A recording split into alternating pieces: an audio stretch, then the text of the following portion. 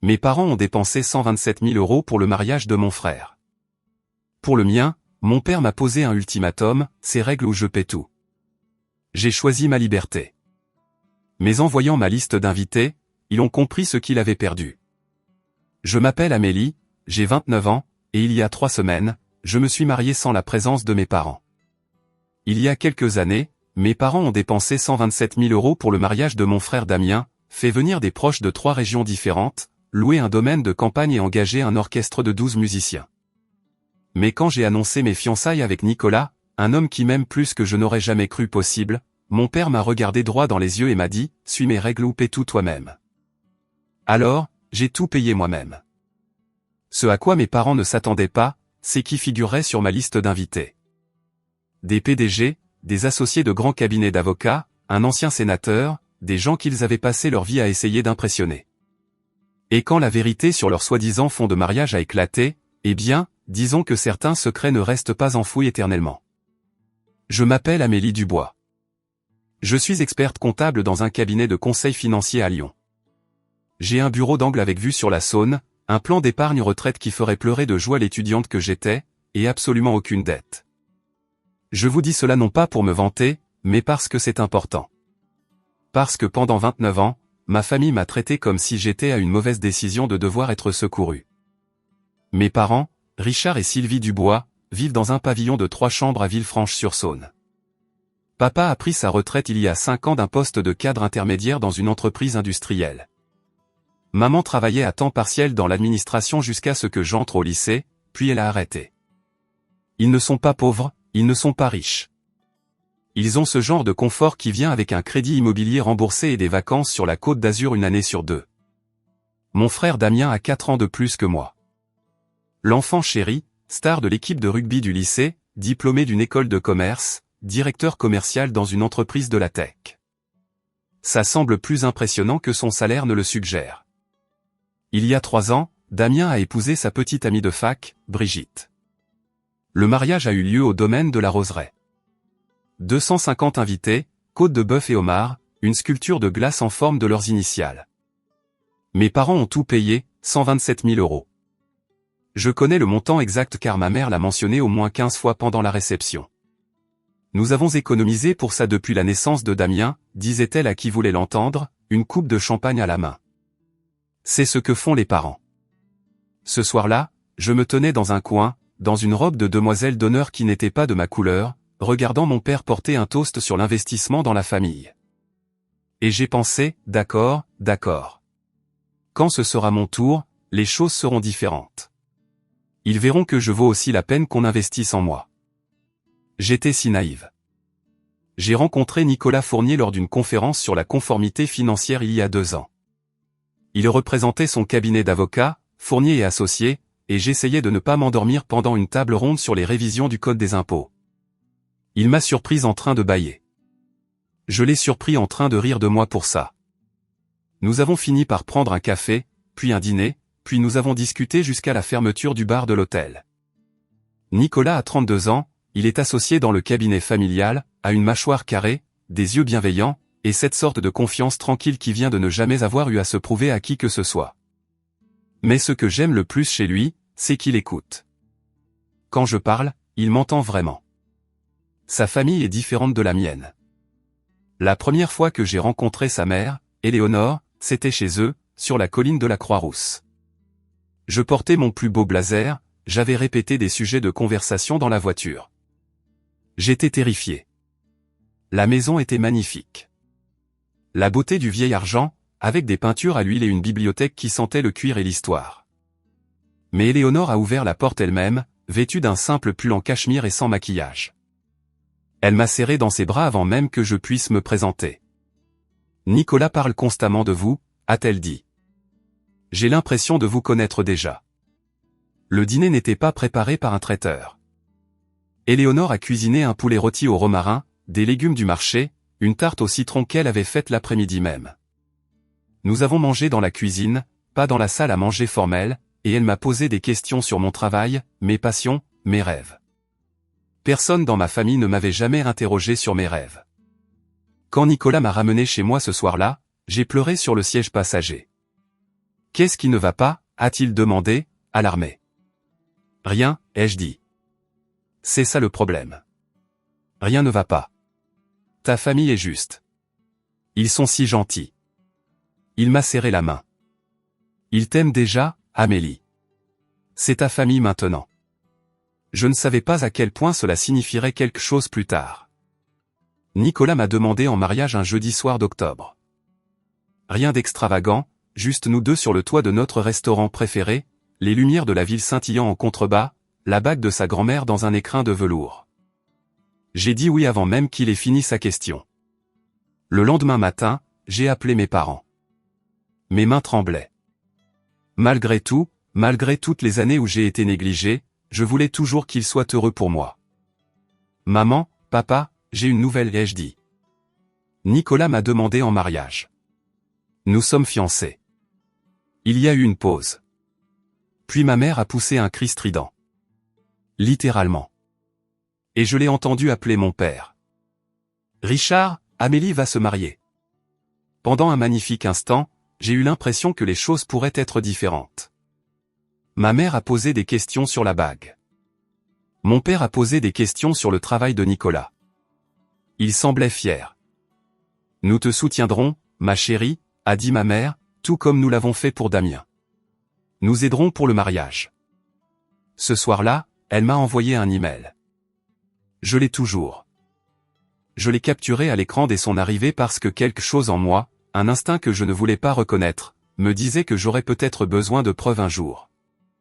L'email disait, Amélie, ton père et moi en avons discuté. Nous voulons contribuer à hauteur de 100 000 € pour ton mariage, comme nous l'avions promis quand tu étais petite.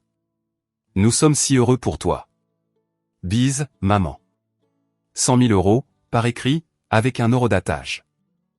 J'étais assise à mon bureau dans mon bureau d'angle, regardant cet email, et je me suis permis d'y croire.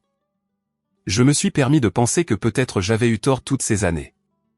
Peut-être qu'il m'accordait la même valeur qu'à Damien. Peut-être que j'avais été trop sensible, trop prompte à remarquer des offenses qui n'en étaient pas vraiment. Cette croyance a duré exactement 3 semaines. Jessica Martin est ma meilleure amie depuis la première année d'université. C'est aussi l'organisatrice de mariage la plus talentueuse de la région, propriétaire d'Élégance Événements, avec une liste de clients qui inclut des milliardaires de la tech et des dynasties du vieil argent. Mais je la connaissais quand elle était une jeune femme de 22 ans sans le sou, avec un rêve et aucun capital de départ. Tu te souviens quand je t'ai prêté cet argent, lui ai-je demandé lors d'un déjeuner la semaine après mes fiançailles. Elle a ri, posant son verre d'eau pétillante. Nous étions dans un café sur la presqu'île, entourés de femmes en foulard Hermès et d'hommes en costume sur mesure. Jessica était parfaitement à sa place. Elle avait cette sorte d'élégance naturelle qui faisait supposer aux gens qu'elle avait toujours eu de l'argent. Amélie, tu m'as donné 15 000 € sans intérêt et tu m'as dit de te rembourser quand je pourrais. Ce n'est pas un prêt, c'est une bouée de sauvetage. Eh bien, ai-je dit, je viens réclamer ma faveur. J'ai besoin d'une organisatrice de mariage. Ses yeux se sont illuminés. Enfin. J'attends ce moment depuis 2 ans. Raconte-moi tout. Thème, lieu, nombre d'invités. Je lui ai exposé la vision que Nicolas et moi avions discutée, intime, élégant, sans enfants, peut-être 80 invités. Une cérémonie en plein air dans un domaine viticole en Provence où la famille de Nicolas avait des relations. Sans enfants, a répété Jessica en hochant la tête. Malin. Rien ne gâche plus une cérémonie qu'un bambin qui hurle pendant les vœux. Mais elle a hésité. Ta famille est assez traditionnelle, non? Ça pourrait être un problème. J'ai fait un geste de la main. Ils comprendront. Mes parents veulent que ce soit spécial. Maman m'a déjà envoyé un email pour contribuer au budget. Jessica m'a regardé avec quelque chose qui ressemblait à de la pitié. Amélie, je fais ce métier depuis 8 ans. Famille traditionnelle et mariage sans enfants. Cette combinaison ne se passe presque jamais bien. J'aurais dû l'écouter. Le dîner était l'idée de mon père. Venez dimanche, a-t-il dit au téléphone. Ta mère fait un rôti. On discutera des plans du mariage. J'ai emmené Nicolas. Il portait une chemise et son sourire le plus diplomate. La salle à manger de mes parents n'avait pas changé depuis mon enfance. Même papier peint délavé, même lumière fluorescente bourdonnante, même photo encadrée des exploits de Damien au rugby au lycée sur le mur. Nous avons passé l'apéritif avant que mon père ne s'éclaircisse la gorge. Nous y avons beaucoup réfléchi, a-t-il dit, sortant un morceau de papier plié de la poche de sa chemise, et nous avons établi quelques directives pour le mariage. Des directives? Il a vraiment appelé ça des directives.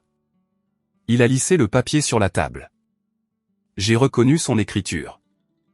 Serrée, précise, la même qu'il utilisait sur les commentaires de mes bulletins scolaires quand j'étais jeune. Amélie doit faire plus d'efforts. Règle numéro 1, a-t-il lu. Toute la famille doit être invitée. Des deux côtés. Ça veut dire ta grand-tante Margot, les enfants de ton cousin Thomas, les Dupont de la paroisse, tout le monde. J'ai senti Nicolas se raidir à côté de moi. Règle numéro 2, pas de mariage sans enfants. Les enfants font partie de la famille. Règle numéro 3, pas de mariage à l'étranger. La cérémonie reste locale. Règle numéro 4, nous avons l'approbation finale de la liste des invités. Règle numéro 5, la cérémonie aura lieu à l'église Sainte-Catherine. C'est là que ta mère et moi nous sommes mariés. Il a levé les yeux, satisfait, comme s'il venait de présenter une proposition commerciale raisonnable. Ma mère a hoché la tête à côté de lui. Ce sont les mêmes règles que Damien a suivies. Ce n'est que justice. J'ai regardé la liste. 200 invités. Une église où je n'avais pas mis les pieds depuis le lycée. Chaque enfant criard et parent juge que j'avais passé ma vie d'adulte à éviter. Et si je ne suis pas d'accord, ai-je demandé doucement. L'expression de mon père n'a pas changé. Alors tu paies tout toi-même. J'ai essayé. Mon Dieu, j'ai essayé. Papa, la politique sans enfant ne vise à exclure personne, ai-je expliqué, gardant ma voix calme. Le neveu de Nicolas a ruiné la cérémonie de son meilleur ami l'année dernière, il a renversé la bougie d'unité, s'est mis à pleurer pendant les vœux. Le couple était dévasté. Nous voulons juste éviter ça. Mon père n'a pas scié. Les enfants sont la famille. D'accord, et un compromis, ai-je insisté. Les enfants peuvent venir à la réception, mais pas à la cérémonie. Comme ça. Non. Nicolas m'a serré le genou sous la table. Un avertissement. N'insiste pas sur la liste des invités. J'ai réessayé. 200 personnes, c'est beaucoup. Et si on invitait la famille proche et les amis intimes? Peut-être une centaine. Ma mère a laissé échapper un rire sec. 100? Amélie, j'ai déjà prévenu tante Margot, oncle Thomas, les Dupont, les Bertrand. Attends. Je l'ai dévisagé. Tu leur as déjà dit? Elle a eu la décence de paraître légèrement mal à l'aise. Eh bien, oui. Quand tu as annoncé les fiançailles, les gens ont posé des questions. Je ne pouvais pas ne rien dire. Tu as invité des gens à mon mariage sans me demander. Je ne les ai pas invités. J'ai juste mentionné. Sylvie leur a dit qu'ils recevraient des invitations, a coupé mon père. Ce qu'ils feront. Ce n'est pas négociable. Je me suis rassise sur ma chaise. La lumière fluorescente bourdonnait au-dessus de ma tête. La main de Nicolas était toujours sur mon genou, sa prise plus ferme maintenant. Ma mère était déjà en train de planifier une liste d'invités sans m'avoir consulté. Elle avait fait des promesses en mon nom à des gens que je connaissais à peine. Et mon père avait écrit des règles, de vraies règles écrites, pour mon propre mariage. Damien n'a pas eu à suivre ces règles, ai-je dit doucement. Le visage de mon père s'est durci. Damien n'a pas essayé d'exclure la famille. Mais ce n'était pas vrai, et nous le savions tous les deux. J'ai appelé Damien ce soir-là depuis la voiture de Nicolas. La pluie striait le pare-brise, brouillant les lampadaires en taches dorées. Peux-tu leur parler, ai-je demandé. Peut-être que si tu leur expliques que les mariages sans enfants sont normaux maintenant, ils t'écouteraient. Damien a soupiré. Le son d'un match de basket se faisait entendre en arrière-plan. Il avait toujours du sport à la télé. Amélie, allons. Tu sais comment ils sont. Je sais, mais ils te respectent. Si tu leur disais. Écoute, sa voix a baissé. Tu sais que maman et papa avaient un fonds séparé pour moi, n'est-ce pas? Depuis que je suis gamin. Je n'ai eu à suivre aucune règle parce qu'il n'a jamais été question du genre de mariage que j'aurais. J'ai serré le téléphone plus fort. Que veux-tu dire par fonds séparés? Une pause. Trop longue. Damien, quel fond? Je pensais que tu savais. Il semblait sincèrement surpris. Maman me l'a dit il y a des années. Papa a mis de l'argent de côté pour moi quand je suis né. Une sorte de compte d'investissement pour mon avenir. Apport pour une maison, mariage, peu importe. Et moi? Ont-ils mis de l'argent de côté pour moi? Silence. Damien. Je ne sais pas, Amélie.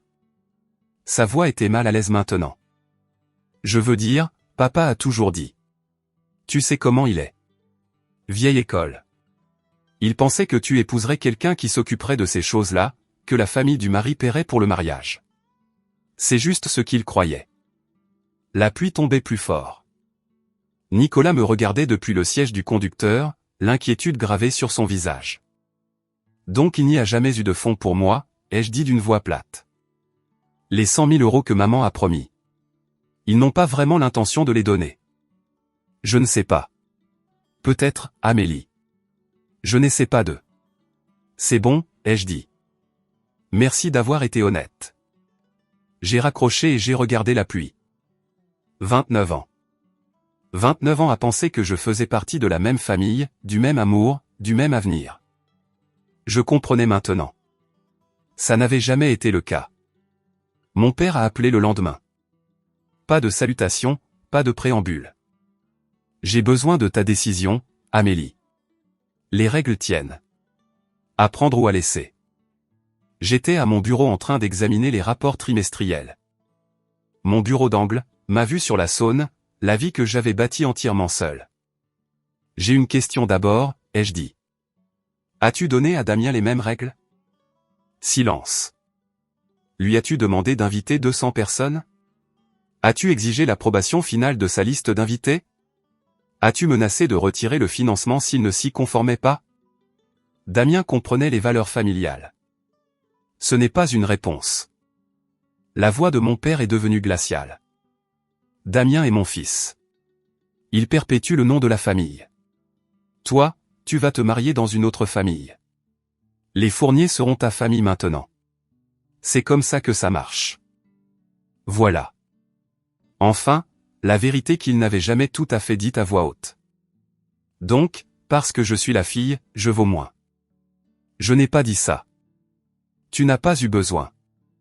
En arrière-plan, j'ai entendu la voix de ma mère. Richard, dis-lui qu'elle fait sa dramatique. Maman, ai-je dit, coupe en court. Je t'ai entendu. Et je ne suis pas dramatique. Je suis clair. Mon père a pris une inspiration. C'est notre dernière offre. Accepte les conditions ou finance le mariage toi-même. Nous ne nous laisserons pas manipuler par la culpabilité ou les sottises modernes. J'ai pensé à l'email que ma mère avait envoyé, la promesse de 100 000 €, l'eurodatage que j'avais capturé. J'ai pensé à la confession accidentelle de Damien, au fond qui existait pour lui et jamais pour moi. J'ai pensé à Éléonore Fournier, qui m'avait serré dans ses bras la première fois que nous nous sommes rencontrés et m'avait interrogé sur mes rêves. Je comprends, papa, ai-je dit. Je le financerai moi-même. Et j'ai raccroché avant qu'il ne puisse répondre. Nicolas m'a trouvé sur le canapé ce soir-là, toujours dans mes vêtements de travail, regardant dans le vide. Il s'est assis à côté de moi, sans parler, juste présent, attendant que je sois prête. Ils n'ont jamais eu l'intention de m'aider, ai-je dit finalement. Tout ça, la promesse, l'email. C'était conditionnel depuis le début. Ils voulaient le contrôle, pas me soutenir. Nicolas m'a serré contre lui. Alors on fait ça nous-mêmes. On n'a pas besoin de leur argent, Amélie. On s'a l'un l'autre. Il ne s'agit pas de l'argent, ma voix s'est brisée. C'est qu'ils pensent que je vaux moins que Damien. Ils ont toujours pensé ça, et j'espérais toujours que j'avais tort. Le lendemain matin, Éléonore a appelé. Nicolas m'a raconté ce qui s'est passé, a-t-elle dit. Sa voix était chaleureuse, concernée, mais pas apitoyée. Je veux que tu saches quelque chose. Quand j'ai épousé James, mes propres parents désapprouvaient. Ils pensaient que je me mariais en dessous de ma condition, un jeune avocat sans relation familiale. Ils ont refusé de contribuer au mariage. J'ai cligné des yeux. Je ne savais pas ça. La mère de James nous a donné 10 000 euros. C'était tout ce qu'elle avait. Elle a dit, l'amour ne vient pas avec des conditions. Je ne l'ai jamais oublié. Je l'ai entendu prendre une inspiration. Amélie, j'aimerais contribuer à hauteur de 50 000 euros pour ton mariage. Sans condition, sans règle. Ce n'est pas de la charité. C'est ce que fait la famille. Et tu es de la famille. Éléonore, je ne peux pas. Tu peux. Tu le feras. Son ton était doux mais ferme. Quelqu'un a fait ça pour moi une fois. Maintenant, je le fais pour toi. S'il te plaît, laisse-moi faire. Une semaine plus tard, un chèque est arrivé avec un mot manuscrit sur du papier ivoire. Le papier, épais et lourd dans mes mains. L'amour ne vient pas avec des conditions. Bienvenue dans la famille, ma chérie. Éléonore. J'ai pleuré pendant 1 heure. Mais pour la première fois depuis des semaines, c'était de bonnes larmes. Si vous êtes arrivé jusqu'ici, peut-être comprenez-vous ce que je ressentais. Ce moment où vous réalisez que l'amour de votre famille venait avec un astérisque dont vous ignoriez l'existence. Soyons clairs sur un point. Je n'ai pas besoin de leur argent. Nicolas et moi pourrions payer ce mariage 2 fois. Mais ce n'est pas la question. La question est qu'ils ont donné 127 000 euros à Damien avec un sourire et un toast. Et ils m'offrent des conditions et des ultimatums. Il n'a jamais été question d'argent. Il s'agissait de savoir si je comptais autant que mon frère. Et j'ai ma réponse. Maintenant, revenons à 3 mois avant le mariage. Les appels ont commencé la semaine après que j'ai dit à mon père que je paierais le mariage moi-même. D'abord, ce fut tante Margot. Amélie, ma chérie, ta mère dit que tu n'invites pas la famille au mariage. Ça ne peut pas être vrai. Puis oncle Thomas. J'ai entendu dire que tu faisais un truc exclusif. C'est quoi cette histoire de pas d'enfants autorisés? Puis Darlène Dupont de la paroisse, à qui je n'avais pas parlé depuis 15 ans. Ta pauvre mère est anéantie. Elle dit que tu l'as complètement exclue. J'ai essayé d'expliquer. Le sans enfant était un choix que beaucoup de couples faisaient. Nous voulions une cérémonie intime. Ce n'était un rejet de personne. Personne n'a écouté. Mon téléphone vibrait constamment. Appels manqués, messages vocaux, SMS de cousins à qui j'avais à peine parlé depuis l'enfance, tous sur le même thème. Comment peux-tu faire ça à tes parents? Puis ma mère a publié sur Facebook. Elle ne m'a pas nommé directement. Elle n'en avait pas besoin. Ça me brise le cœur quand les enfants oublient tout ce que leurs parents ont sacrifié pour eux. Nous avons tout donné et c'est ainsi que nous sommes remerciés. Prières appréciées. En moins d'1 heure, il y avait 47 commentaires. Des parents que je n'avais pas vus depuis des décennies offraient leur sympathie. Des amis de ma mère de la paroisse exprimaient leur choc. Un cousin commentait, vraiment désolé, tante Sylvie. Certains enfants ne comprennent tout simplement pas les valeurs familiales. J'étais assise dans mon bureau, le téléphone à la main, regardant les notifications défiler. Ma mère avait transformé mon mariage en un référendum public sur ma personnalité. Elle s'était posée en victime avant même que j'aie envoyé une seule invitation. Nicolas m'a trouvé en train de faire défiler les commentaires à minuit. « Éteins ça », a-t-il dit doucement. Ils sont en pleine représentation. Il ne s'agit pas de toi. Il s'agit pour eux de passer pour des martyrs. Il avait raison. Je savais qu'il avait raison, mais ça faisait quand même mal. Ma mère s'est présentée à mon bureau un mardi. J'étais en réunion quand mon assistante a frappé à la porte vitrée, le visage désolé. Il y a une femme à la réception. Elle dit que c'est votre mère. Elle fait une scène. Je me suis excusé et je suis allé dans le hall. Ma mère se tenait au bureau d'accueil, des mouchoirs à la main, le mascara coulant sur ses joues. 3 de mes collègues s'étaient arrêtés pour regarder depuis le couloir. « Maman, qu'est-ce que tu fais ici ?» Amélie. Elle a attrapé mon bras. « Il faut qu'on parle, s'il te plaît. Je t'en supplie. » La réceptionniste, une jeune femme de 24 ans nommée Chloé, qui n'était dans l'entreprise que depuis 3 mois, nous regardait avec de grands yeux. « Parlons dans la salle de conférence », ai-je dit doucement. Je l'ai conduite dans le couloir, devant les bureaux aux parois de verre, sentant chaque regard sur mon dos. Les talons de ma mère claquaient sur le sol en marbre. Elle pleurait encore, des larmes théâtrales, celles qui viennent facilement et sèchent rapidement. J'ai fermé la porte de la salle de conférence. « Tu dois changer d'avis », a-t-elle dit immédiatement. Les larmes s'étaient arrêtées. Ça a assez duré. Ton père ne peut pas dormir. Je ne peux pas manger. Tu déchires cette famille. Maman, tu as posté sur moi sur Facebook. Tu as appelé tous mes parents et tu leur as dit. Parce que tu ne m'as pas laissé le choix. Sa voix a monté. Tu nous mets dans l'embarras. Tout le monde est au courant de cette règle ridicule sans enfant. Les gens posent des questions. Alors dis-leur la vérité. Dis-leur que tu m'as offert de l'argent conditionnel avec une liste d'exigences, et que j'ai refusé. Ses yeux se sont rétrécis. C'est une façon très égoïste de voir les choses. S'il te plaît, pars, ai-je dit. Je ne discuterai pas de ça sur mon lieu de travail. J'ai tenu la porte ouverte. Elle a rassemblé son sac, son manteau. Sur le seuil, elle s'est retournée. Tu le regretteras, Amélie. Retiens bien mes paroles. L'email de mon père est arrivé ce vendredi-là. Objet, dernier mot. Je l'ai ouvert à mon bureau, le café refroidissant à côté de mon clavier. Le message était long.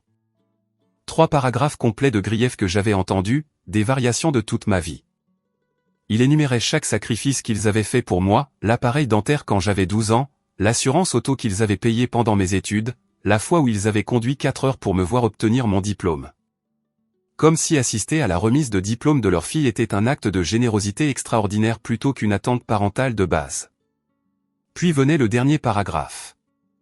Tu as clairement fait ton choix. Tu as choisi Nicolas et sa riche famille au détriment des gens qui t'ont élevé. Si c'est ta décision, alors c'est fini. Ne t'attends pas à ce que nous venions faire comme si de rien n'était. Si tu poursuis ce mariage sans suivre nos conditions, nous ne serons pas présents et tu peux oublier de faire partie de cette famille. Je l'ai lu 2 fois, puis je l'ai transféré à Nicolas et à son ami Michel, un avocat spécialisé en droit de la famille au cabinet. Garde ça, m'a dit Michel quand il m'a appelé 1 heure plus tard. Tu n'en auras probablement pas besoin pour quoi que ce soit de légal, mais la documentation est importante. Si cela devient un jour une situation de parole contre parole sur qui a coupé les ponts avec qui, tu as l'horodatage. J'ai imprimé l'email. Je l'ai mis dans un dossier cartonné intitulé « Documentation familiale ». Le même dossier où j'avais sauvegardé la promesse originale de ma mère de 100 000 €. 2 emails, 2 horodatage, l'un promettant un soutien, l'autre menaçant d'abandon. L'écart entre eux racontait toute l'histoire de ma famille mieux que je n'aurais jamais pu le faire. Ce soir-là, Nicolas m'a tenu dans ses bras pendant que je fixais le plafond. « Que veux-tu faire » a-t-il demandé. « Je veux avoir notre mariage » ai-je dit. « À notre façon. Et je veux arrêter de prétendre qu'ils changeront un jour. » J'ai écrit la réponse à 2 heures du matin. Nicolas dormait à côté de moi, un bras drapé sur ma taille. La chambre était sombre, à l'exception de la lueur de l'écran de mon ordinateur portable. « Papa, j'ai lu ton email. Je comprends ta position et je respecte ton droit de faire tes propres choix. Le mariage se déroulera comme prévu. Maman et toi êtes les bienvenus en tant qu'invités. Il n'y aura pas de rôles spéciaux, pas de discours, pas de place réservée aux parents de la mariée, mais vous êtes les bienvenus. Je ne fais pas ça pour vous blesser. Je le fais parce que j'ai réalisé qu'accepter vos conditions signifierait commencer mon mariage en abandonnant mes propres limites. Je ne peux pas faire ça. J'espère que vous reconsidérerez votre décision. J'espère que vous choisirez de faire partie de ce jour, même si ce n'est pas à vos conditions. Mais je ne supplierai pas amicalement, Amélie. » J'ai cliqué sur envoyer. Sa réponse est arrivée 10 minutes plus tard. Il devait être réveillé aussi. Si nous ne pouvons pas être traités comme tes parents, nous ne serons pas là. C'est ton choix, pas le nôtre. Souviens-toi de ça. J'ai fermé l'ordinateur portable. Dans l'obscurité, j'ai senti le poids de ce que je venais de faire. J'avais tracé une ligne. J'avais refusé de la franchir. Et mes parents s'étaient éloignés. Nicolas a bougé à côté de moi. Et, a-t-il murmuré. Qu'est-ce qui ne va pas ? Je leur ai dit qu'ils pouvaient venir en tant qu'invités. Pas de traitement de faveur. Ils ont dit non. Il m'a serré plus fort. Je suis désolé. Ne le sois pas. J'ai été surprise de constater que je ne pleurais pas. Je ne suis pas désolé.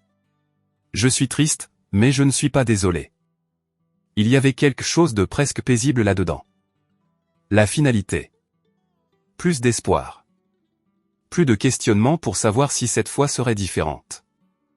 Ils avaient fait leur choix. Maintenant, je ferai le mien. Les semaines qui ont suivi ont été les plus difficiles. Je me réveillais à 3 heures du matin, le cœur battant, l'esprit assailli de doutes.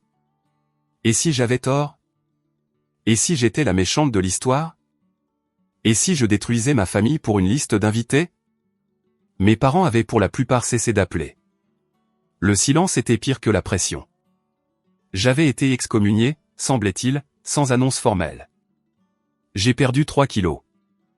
Nicolas a commencé à me faire des smoothies parce que je ne pouvais pas avaler de nourriture solide avant midi. Un soir, je me suis retrouvé dans la salle de bain à pleurer si fort que je ne pouvais plus respirer, tandis que Nicolas attendait de l'autre côté de la porte, impuissant. Je ne sais pas si je fais ce qu'il faut, ai-je étouffé. Je n'arrêtais pas de penser aux bons souvenirs. Ils existaient. Ils devaient bien avoir existé. Mon père m'apprenant à faire du vélo. Ma mère me tressant les cheveux avant l'école. La montre que mon père m'a offerte à ma remise de diplôme. Une fine Seiko en or que je gardais toujours dans son écrin de velours sur ma commode. Je ne la portais plus, mais je ne pouvais pas non plus la jeter. Étais-je égoïste? Étais-je en train de punir mes parents de ne pas m'aimer comme je voulais être aimé? Un matin, j'ai tapé un texto à ma mère. Pouvons-nous parler? Peut-être qu'il y a un terrain d'entente. Je l'ai regardé pendant 20 minutes. Puis je l'ai effacé, car je me suis souvenu du post Facebook, des parents recrutés pour m'appeler, de la scène à mon bureau, de l'email de mon père promettant de me rayer de sa vie si je n'obéissais pas. Ce n'était pas un désaccord sur les détails du mariage. C'était une lutte de pouvoir. Et si je cédais maintenant, je céderais pour toujours.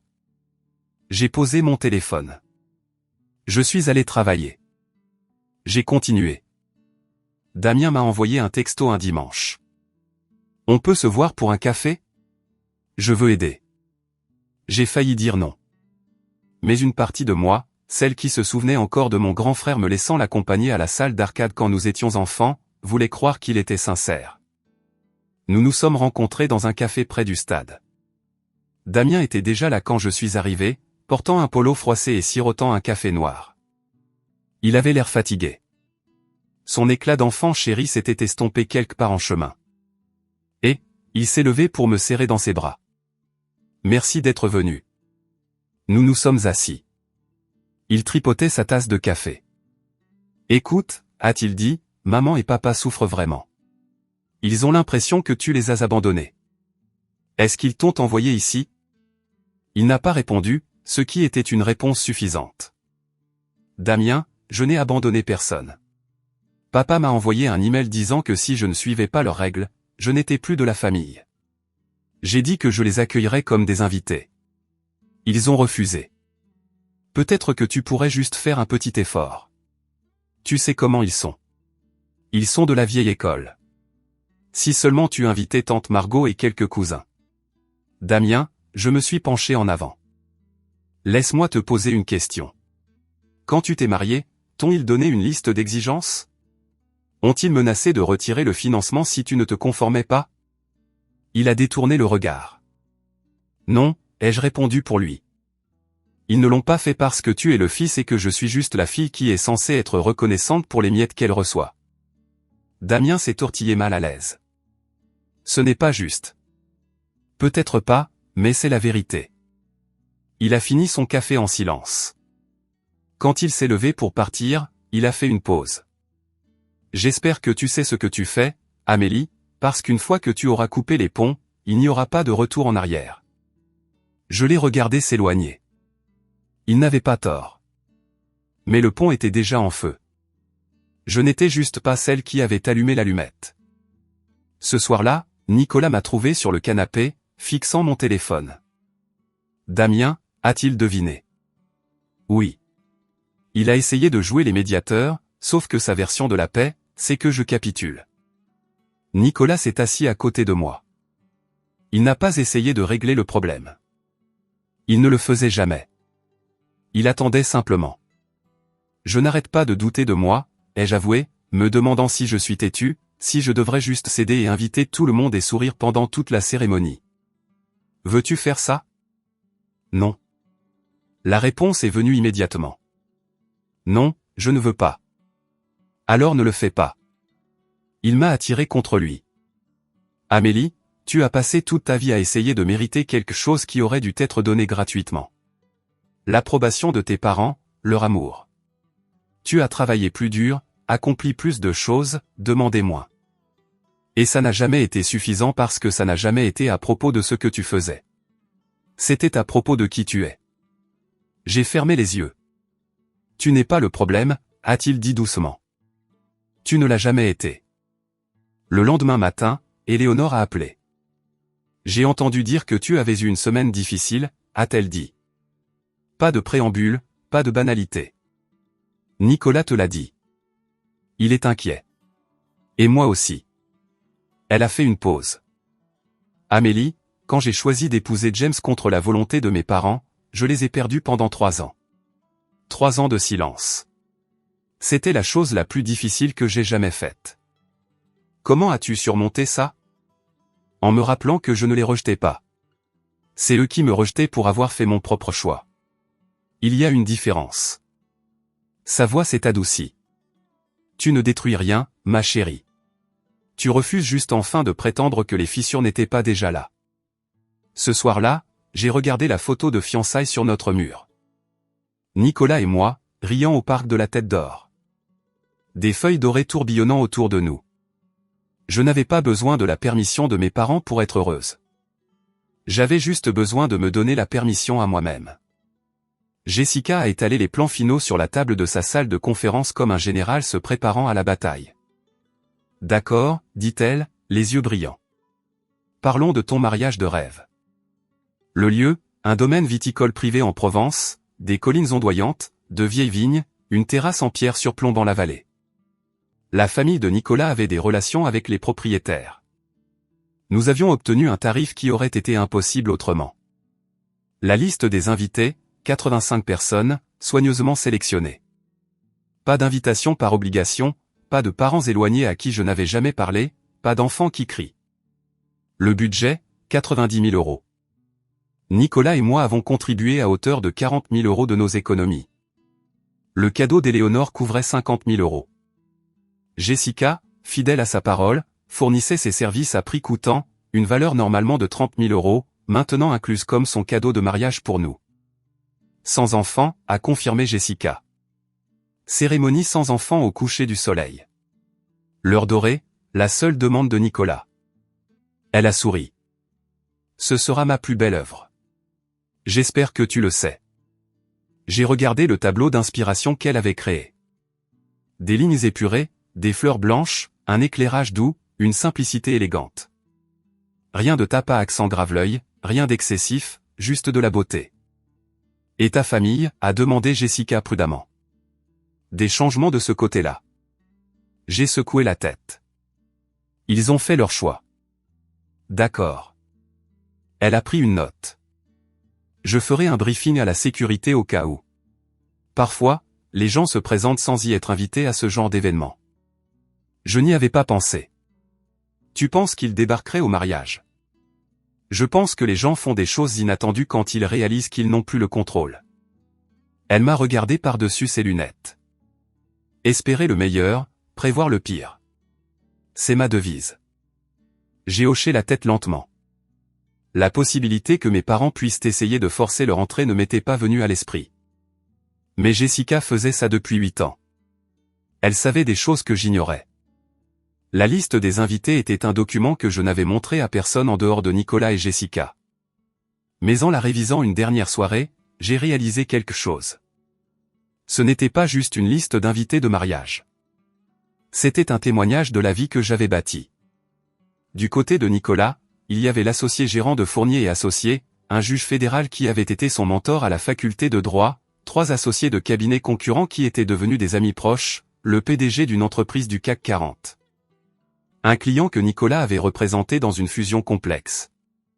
De mon côté, il y avait mon mentor de l'école de commerce, maintenant professeur à HEC Paris, 2 collègues devenus de véritables amis, une ancienne cliente qui avait lancé une association à but non lucratif grâce à mes conseils financiers. Et puis il y avait le réseau d'Éléonore, des philanthropes, des mécènes, un ancien sénateur qui siégeait au conseil d'administration de sa fondation caritative. Au bas de la liste se trouvaient 5 noms de ma famille. La cousine Sarah, la fille de Damien, qui avait toujours été gentille avec moi. Paula, une cousine au second degré de ma mère, qui m'avait envoyé un texto de soutien après l'incident sur Facebook. 3 autres parents qui n'avaient ostensiblement pas participé au lynchage. J'avais aussi invité Carole Lambert. Carole avait 60 ans, une comptable à la retraite qui avait travaillé avec ma mère à son ancien poste il y a des décennies. Elles étaient restées en contact. Carte de Noël, déjeuners occasionnels. J'avais toujours aimé Carole. Elle avait un esprit vif et des observations encore plus acérées. Plus important encore, Carole savait des choses. Ma mère s'était toujours confiée à elle sur les finances, sur la famille, sur les projets qu'elle et mon père avaient faits. Je n'invitais pas Carole pour causer des problèmes. Je l'invitais parce qu'elle était gentille et parce qu'une partie de moi savait que la vérité a une façon de faire surface quand les bonnes personnes sont dans la pièce. Les invitations sont parties un jeudi. Le compte à rebours avait officiellement commencé. Sarah a posté son invitation sur Instagram. C'est comme ça que ma mère l'a appris. Une simple photo, l'enveloppe, la calligraphie, le lieu. Provence, France. Sarah a légendé avec une série d'émojis champagne et les mots saison des mariages. Mon téléphone a sonné moins d'1 heure plus tard. Tu as invité Sarah mais pas sa mère. La voix de ma mère était glaciale. Tu as invité la fille de ta cousine mais pas ta propre tante. J'ai invité les gens qui m'ont soutenu, ai-je dit calmement. J'étais chez moi, assise sur le balcon, regardant le coucher de soleil peindre le ciel de Lyon en orange. Tante Suzanne a passé les 2 derniers mois à me traiter d'ingrate. Sarah m'a envoyé un texto disant qu'elle était désolée pour les histoires de famille. C'est calculé. Tu fais ça pour nous blesser. Je fais ça pour avoir le mariage que je veux. Tu as fait ton choix, maman. Ce sont les conséquences. Une inspiration brusque. Et où est ce domaine viticole, de toute façon? Comment te paies-tu la Provence sans notre aide? Je n'ai pas répondu à ça. Qui paie pour ça, a-t-elle insisté. Ce sont les fourniers? Ils financent tout? Tu laisses tes beaux-parents payer pour un mariage que tes propres parents devraient payer. Devraient payer, pas ont proposé de payer. Devraient. Comme si c'était encore une obligation qu'ils remplissaient plutôt qu'un cadeau qu'ils avaient retiré. Les fourniers ont été généreux, ai-je dit. Mes amis aussi. C'est tout ce que je dirais sur le budget. Silence. Puis, sur un ton différent, Amélie, nous devrions en parler en personne. Peut-être qu'on peut trouver un arrangement. L'invitation tient, maman. Tu peux venir en tant qu'invité. L'offre n'a pas changé. Ce n'est pas suffisant. Alors je suis désolé. J'ai raccroché, mais l'appel m'avait appris quelque chose d'important. Il suivait l'affaire, et il commençait à s'inquiéter. J'ai appris plus tard ce qui s'est passé ensuite par la cousine Sarah. Ma mère a appelé tout le monde. Pas pour s'excuser, pas pour se réconcilier, pour enquêter. Elle a cherché la famille Fournier sur Google. Elle a trouvé le site web de la fondation d'Éléonore. Le conseil d'administration constellé de noms qui apparaissaient dans les pages mondaines et les journaux économiques. Elle a trouvé des articles sur James Fournier, décédé maintenant, mais autrefois un juge fédéral à la réputation impeccable. Elle a cherché Nicolas sur LinkedIn, associé à 32 ans, diplômé de droit à la Sorbonne, un travail pro bono qui avait été présenté dans Le Monde. Et puis elle a cherché le domaine viticole. Sylvie m'a appelé en panique, m'a raconté Sarah plus tard. Elle était du genre, sais-tu combien coûte ce lieu? Sais-tu le genre de personne qui se marie là-bas? J'ai cru qu'elle allait hyperventiler. Mon père a appelé le soir suivant. Son ton était différent, plus doux, presque conciliant. Amélie, peut-être avons-nous été trop hâtifs. Ta mère et moi aimerions en discuter plus en détail. Peut-être pourrions-nous nous voir pour dîner ce week-end. J'ai reconnu cette voix. C'était la voix qu'il utilisait quand il voulait quelque chose, quand il recalibrait sa stratégie. Qu'est-ce qui a changé, ai-je demandé. Rien n'a changé. C'est juste. Nous avons réfléchi. La famille, c'est la famille. Nous devrions être là pour ton mariage. La famille, c'est la famille. La phrase qui avait été utilisée contre moi pendant des mois, maintenant déployée comme un rameau d'olivier. Vous êtes les bienvenus, ai-je dit, en tant qu'invité. Pas de discours, pas de place spéciale, pas de rôle de parent de la mariée, juste des invités. Une longue pause. C'est ta réponse finale. Ça a toujours été ma réponse, papa. Elle n'a pas changé. Il a raccroché sans dire au revoir. Le mariage était dans 3 semaines et mes parents venaient enfin de réaliser qu'ils étaient sur le point d'être à l'extérieur de quelque chose qu'ils ne pouvaient pas contrôler. À ce stade de mon histoire, je savais que quelque chose se préparait. Mes parents ne voulaient pas soudainement se réconcilier parce qu'ils avaient eu un changement de cœur. Ils avaient eu un changement de stratégie. Ils avaient vu la liste des invités, le lieu, le genre de vie que je construisais sans eux, et ils voulaient en faire partie. Mais accepteraient-ils mes conditions? Se présenteraient-ils au mariage? Et que se passerait-il quand ils découvriraient ce que Carole Lambert savait? Continuez à regarder. Le dîner de répétition est la suite. Si vous êtes toujours là, laissez un commentaire avec votre prédiction. J'adorerais savoir ce que vous pensez qu'il s'est passé. Le dîner de répétition était censé être intime. 30 personnes dans un restaurant étoilé Michelin surplombant les vignobles de Provence.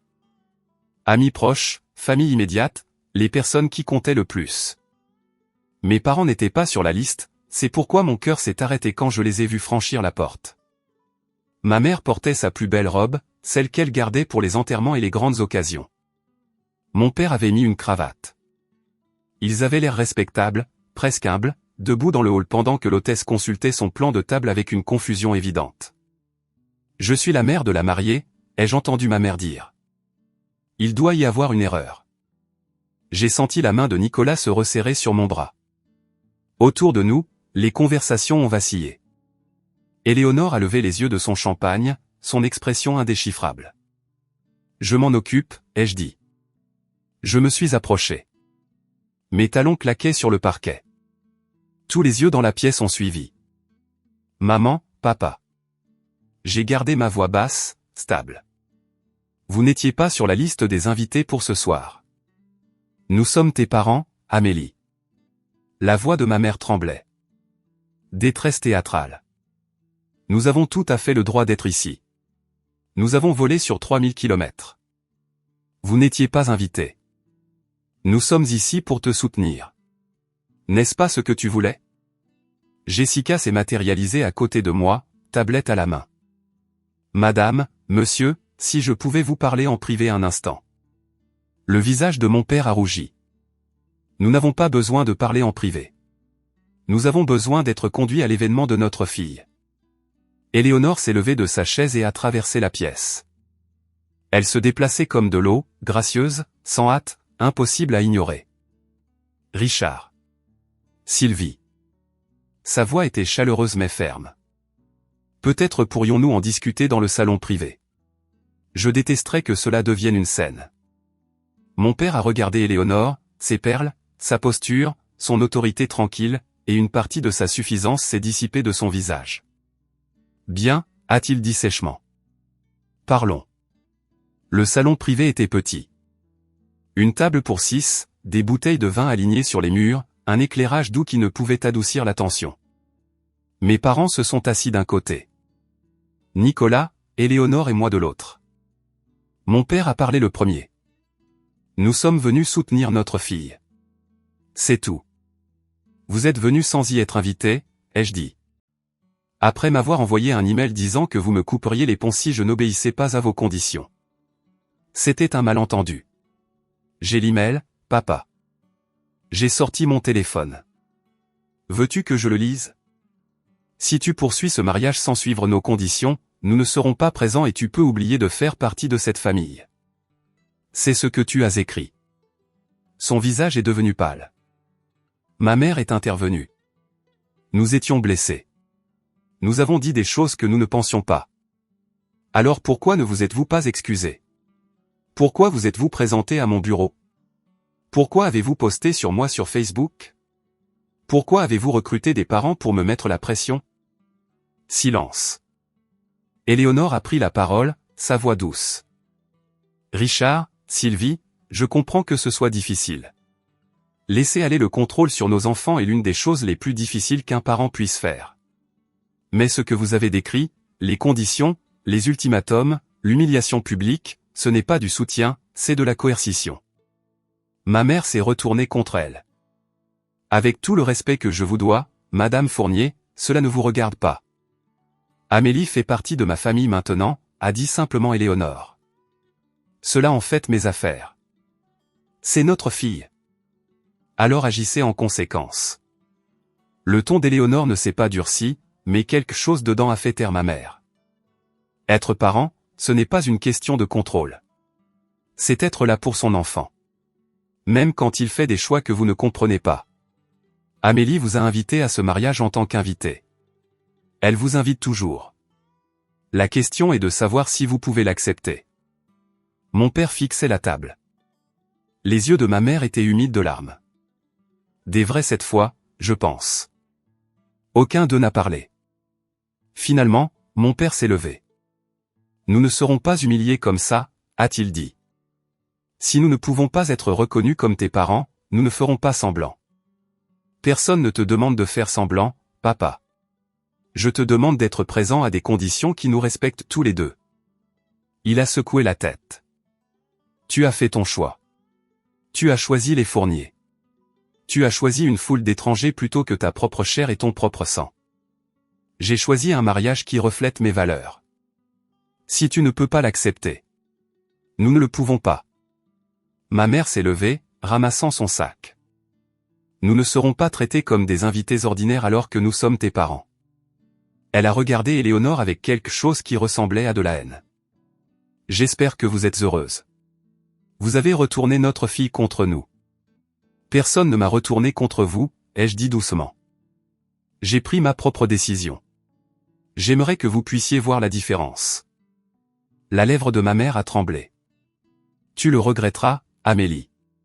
Le jour de ton mariage, quand tu nous chercheras et que nous ne serons pas là, tu le regretteras. Elle s'est retournée et est sortie. Mon père a suivi. Je les ai regardés partir. La porte s'est refermée. Le clic a résonné dans la pièce silencieuse. Nicolas a passé son bras autour de moi. Éléonore a tendu la main par-dessus la table et a serré la mienne. Je suis désolé, a-t-elle murmuré. Ne le sois pas. Ma voix était stable, mais à l'intérieur, quelque chose me faisait mal. Ils avaient fait leur choix, tout comme j'avais fait le mien. Nous sommes retournés dans la salle à manger principale. Les invités avaient repris leur conversation, bien que plusieurs pères Dieu nous aient suivis avec inquiétude. Carole Lambert était assise près du bout de la table, un verre de vin à la main. Elle m'a regardé entrer. Nos regards se sont croisés, et elle m'a fait un petit signe de tête compréhensif, comme si elle savait que quelque chose se préparait, comme si elle savait ce que je ne savais pas encore. Le reste du dîner de répétition s'est déroulé dans un tourbillon de toasts et de rires, mais mon esprit revenait sans cesse aux silhouettes de mes parents qui s'éloignaient. Nicolas a fait un discours. Éléonore a fait un discours. Jessica a rassemblé tout le monde pour une photo de groupe sur la terrasse, le vignoble s'étendant, doré et infini, derrière nous. Ça va, a demandé Nicolas doucement alors que nous posions. Oui, j'ai souri pour la caméra. Je crois que oui. Plus tard dans la nuit, seul dans notre chambre à l'hôtel, je fixais le plafond pendant que Nicolas dormait. J'ai pensé à ce que ma mère avait dit. Tu le regretteras. Mais je savais déjà la vérité. Je le regretterais s'il restait à l'écart. Je le regretterais s'il venait et faisait une scène. Je le regretterais quoi qu'il arrive, car il n'y avait aucune version de l'histoire où tout le monde obtenait ce qu'il voulait. La seule chose que je pouvais contrôler était de savoir si je regretterais mes propres choix. Et je ne les regrettais pas. Ni les limites que j'avais fixées. Ni la liste d'invités que j'avais faite. Ni le mariage que j'avais planifié avec Nicolas et notre vraie famille, celle que nous avions choisie. Mon téléphone a vibré sur la table de chevet. Un texto de Sarah. OMG. ta mère vient d'appeler la mienne. Elle est furieuse. Elle n'arrête pas de dire, attendez qu'il découvre. Découvrir quoi? J'ai fixé le message. Découvrir quoi? Que pouvait bien savoir ma mère qui changerait quoi que ce soit? J'ai répondu. Aucune idée, mais merci pour l'avertissement. J'ai posé le téléphone. Demain, c'était le jour de mon mariage. Quoi que ma mère pense avoir comme dernière carte à jouer, je m'en occuperai demain. Ce soir, je voulais juste dormir. Pour la première fois depuis des mois, j'y suis parvenu. Je me suis réveillé le jour de mon mariage sous les rayons du soleil filtrant à travers les rideaux et le son lointain de quelqu'un qui débouche du champagne. Jessica est apparue avec son équipe à 8 heures précises. Coiffeur, maquilleuse, une femme dont le seul travail était apparemment de défroisser ma robe à la vapeur jusqu'à ce qu'elle soit littéralement parfaite. Aujourd'hui, c'est ton jour, a dit Jessica en me tendant un mimosa. Quoi qu'il se soit passé hier, oublie.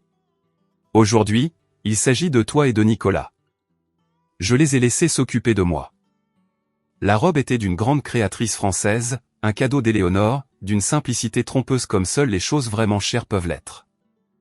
Dentelle française, doublure en soie, une traîne qui murmurait sur le sol.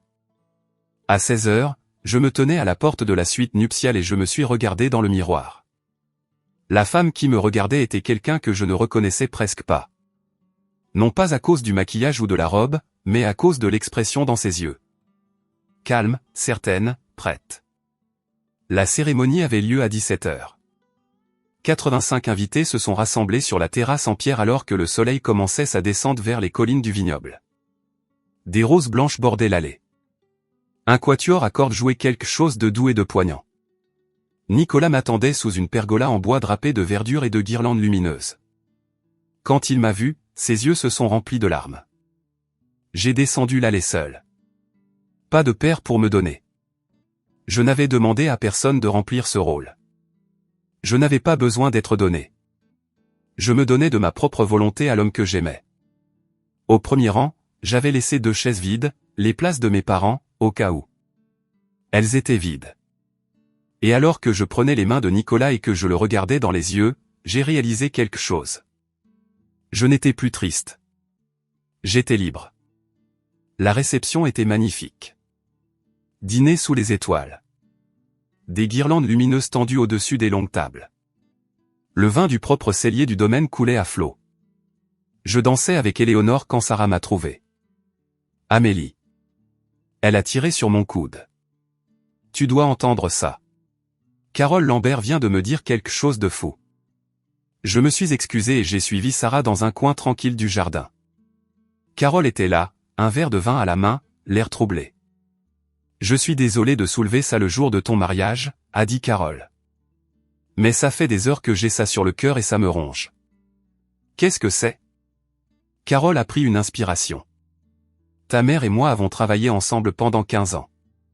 Nous étions proches. Elle me racontait des choses sur l'argent, sur les projets familiaux. J'ai hoché la tête. Je le savais. Il y a quelques années, elle m'a parlé d'un fonds, un compte d'épargne que ton père et elle avaient ouvert quand les enfants étaient jeunes. Pour les mariages des enfants. Mon estomac s'est noué. Elle m'a dit le montant, a continué Carole. 150 000 €. Elle a dit qu'il y ajoutait de l'argent depuis que Damien était tout petit. 50 000 pour les études, 100 000 pour les mariages. Partagé équitablement. Partagé équitablement. Ma voix était à peine un murmure. C'est ce qu'elle a dit. 75 000 € chacun pour les 2 enfants. Carole a secoué la tête. Mais ensuite, j'ai entendu ce qui se passait. Comment ils ont payé plus de 100 000 € pour le mariage de Damien et t'ont dit qu'il n'y avait pas de fonds. Et j'ai pensé. Ça ne peut pas être juste. Je me suis appuyé contre un treillis, le cœur battant. 150 000 €, partagés équitablement. C'est ce que ma mère avait dit à Carole. Mais Damien avait reçu 127 000 € et je n'avais rien eu. Je suis tellement désolé, Amélie, a dit doucement Carole. J'ai pensé que tu devais savoir. Je n'en ai parlé à personne d'autre. Pas tout de suite. Mais Carole, si. Je ne pense pas qu'elle voulait causer des problèmes. Elle était juste Carole, honnête jusqu'à la faute, le genre de personne qui ne peut pas laisser l'hypocrisie sans réponse. Et quand elle est retournée à table et que tante Paula lui a demandé pourquoi elle avait l'air si sérieuse, Carole lui a raconté. La nouvelle s'est répandue comme du vin renversé sur une nappe blanche. Au moment où je coupais le gâteau avec Nicolas, j'ai remarqué les chuchotements. Les invités se regroupaient en petits groupes, me regardant avec un mélange de sympathie et de choc. Sarah était sur son téléphone, envoyant des textos furieusement. « Il se passe quelque chose », a murmuré Nicolas. « Je sais. » J'ai attrapé des bribes de conversation en me déplaçant dans la foule. Point 150 000. Point a dit à Carole il y a des années. Point et ils ont tout donné à Damien. Point pas étonnant qu'il ne soit pas venu. Michel, l'associé de Nicolas, s'est approché de nous, l'expression grave. Amélie, je viens d'entendre quelque chose d'intéressant de la part d'une des invitées à propos d'un fonds familial. C'est vrai, ai-je dit doucement. Ma mère en a parlé à Carole Lambert il y a des années. Ils avaient de l'argent pour nous deux. Ils ont juste choisi de tout dépenser pour Damien. La mâchoire de Michel s'est crispée. Et ils ont eu le culot de te poser des conditions pour te donner quoi que ce soit. La vérité que j'avais soupçonnée, que Damien avait accidentellement confirmée, se propageait maintenant à travers le mariage comme une traînée de poudre. Et je n'avais rien fait pour que cela se produise. Je ne les avais pas exposés. Je ne les avais pas confrontés. J'avais juste invité Carole Lambert à mon mariage. La même Carole à qui ma mère avait confié des secrets de famille. La même Carole qui croyait que la vérité ne devait jamais être cachée. Parfois, la justice ne nécessite pas de vengeance. Parfois, il suffit de s'écarter et de laisser la vérité faire son travail. À 3000 km de là, le téléphone de mes parents sonnait. Je l'ai appris plus tard par Sarah, qui avait appelé sa mère, qui avait appelé ma mère immédiatement après avoir entendu l'histoire de Carole. C'est vrai, a exigé tante Suzanne. Aviez-vous vraiment 150 000 € d'économie? Avez-vous tout donné à Damien et rien à Amélie? Ma mère, m'a-t-on dit, a essayé de mentir. Carole a mal compris. Ce n'était pas comme ça. Sylvie, Carole est une comptable certifiée. Elle se souvient des chiffres. Elle se souvient que tu te vantais du fonds au déjeuner il y a 10 ans. C'était notre argent. Nous avions le droit de décider. Vous aviez le droit de mentir à votre fille, de prétendre qu'il n'y avait rien alors qu'il y avait beaucoup. Mon père a pris le téléphone, a essayé sa voix sévère. C'est une affaire de famille privée. Privée? Tante Suzanne a ri. Vous l'avez rendu public quand vous avez mis l'histoire larmoyante de Sylvie sur Facebook devant tout le monde. Vous l'avez rendu public quand vous avez appelé chaque parent pour vous plaindre des choix d'Amélie. Et maintenant vous êtes pris, Richard. Tout le monde sait. Les appels ont continué. Oncle Thomas, la cousine Paula, même Carole elle-même, appelant pour dire qu'elle espérait ne pas avoir causé trop de problèmes, mais qu'elle ne pouvait pas rester silencieuse quand elle connaissait la vérité. Pendant ce temps, je dansais avec mon mari sous les étoiles. Je n'étais pas encore au courant des appels téléphoniques. Je ne savais pas que ma mère pleurait dans son salon pendant que je riais au toast en Provence. Je savais seulement que j'étais heureuse. J'étais entouré de gens qui m'aimaient vraiment, sans condition ni calcul. Et quelque part au fond de mon esprit, je savais qu'il n'avait jamais été question de vengeance. Il s'agissait d'être enfin libre. Nous avons passé 2 semaines en Italie pour notre lune de miel. Les 5 terres, comme nous en avions rêvé. Des villages colorés, des citronniers qui ressemblaient à des peintures. J'ai éteint mon téléphone pendant la majeure partie du temps. Nicolas aussi. Quand nous avons atterri à Lyon, la réalité nous a rattrapés. 17 appels manqués de Damien, 4 de parents à qui je n'avais pas parlé depuis des années, un message vocal de Carole s'excusant profusément d'avoir semé la zizanie, et un texto de ma mère. Tu as détruit cette famille. J'espère que tu es fier de toi. J'ai fixé le message pendant un long moment. Puis j'ai rangé mon téléphone et je suis rentré à la maison avec mon mari. Au cours des jours suivants, j'ai appris ce qui s'était passé pendant notre absence. La famille s'était fracturée. Les tantes qui avaient autrefois compati aux plaintes de ma mère remettaient maintenant tout en question. Les cousins qui m'avaient traité d'ingrate réévaluaient leur loyauté.